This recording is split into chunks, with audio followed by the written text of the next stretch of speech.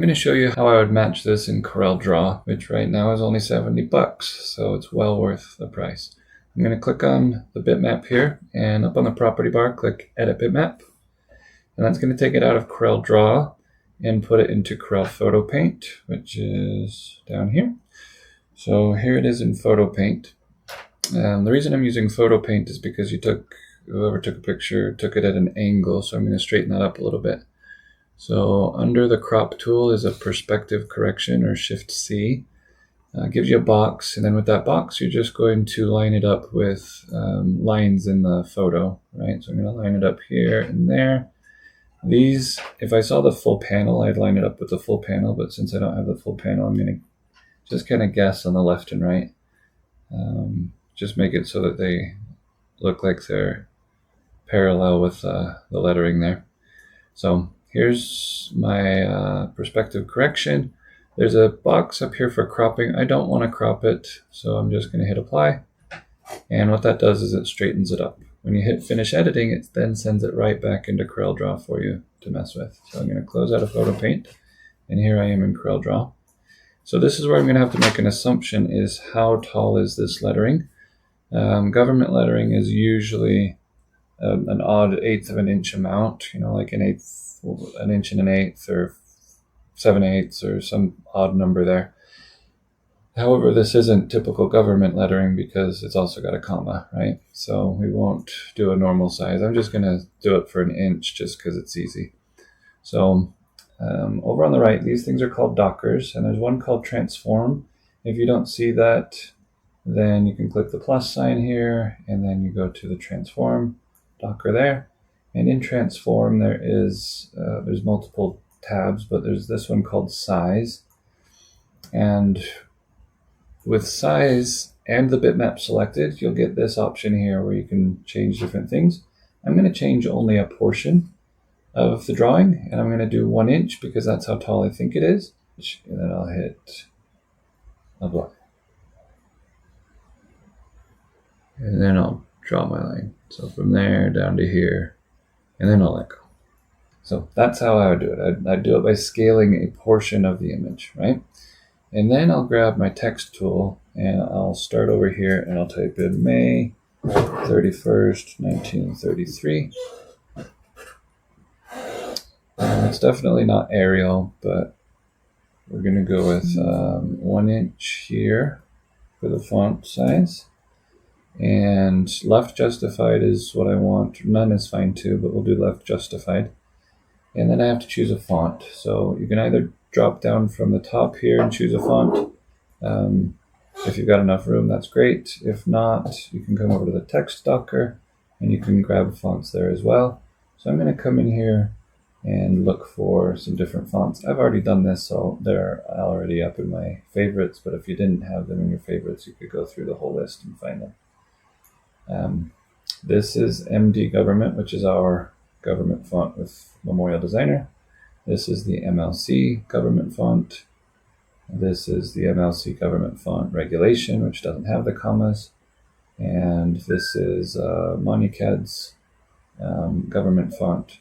So if we look at the MCD government and the MLC government, those actually match each other quite a bit, but they don't quite match what we're looking at here.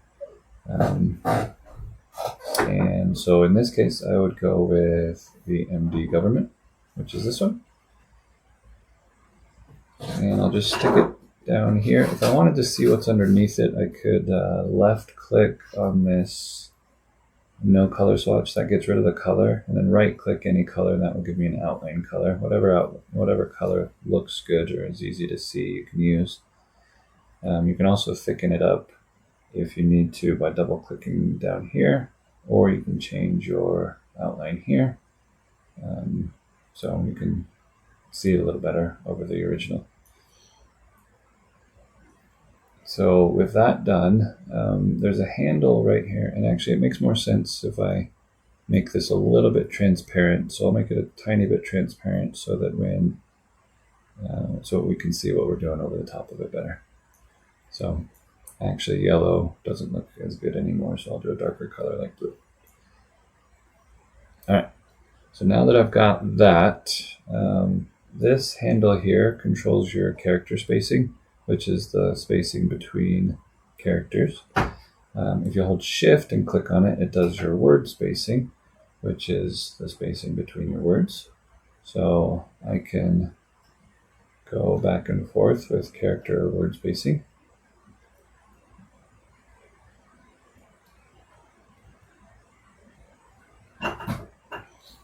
If I needed to do individual letter spacing, I could grab on this letter and move it.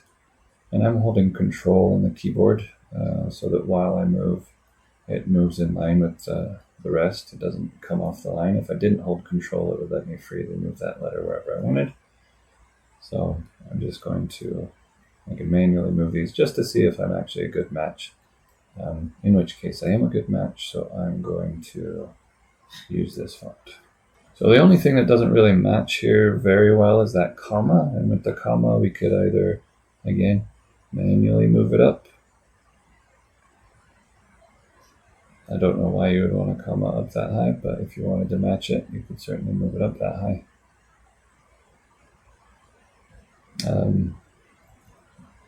I probably wouldn't. I'd leave it down here at the baseline. Maybe make it a little bit larger. If I wanted to make it larger, I could just change the text size of that one character to something a little larger. But either way, so I can get that date there, and then I'll just drag it down and right click while I drag. We'll make a copy, and then I'll change it to whatever date I need. October 13th, 2025. 2024, I guess that's not even, yeah. So I'm left justified. I don't want to keep it left justified, so I'll just shift select this line and hit C on the keyboard, and that will center it. If I don't want to center it, if I want to keep it left justified, I can then, just like I was doing before, adjust any sort of spacing. So I could bring this in, pull it back, do more character spacing, do less word spacing. However I would want to space it, I can do that.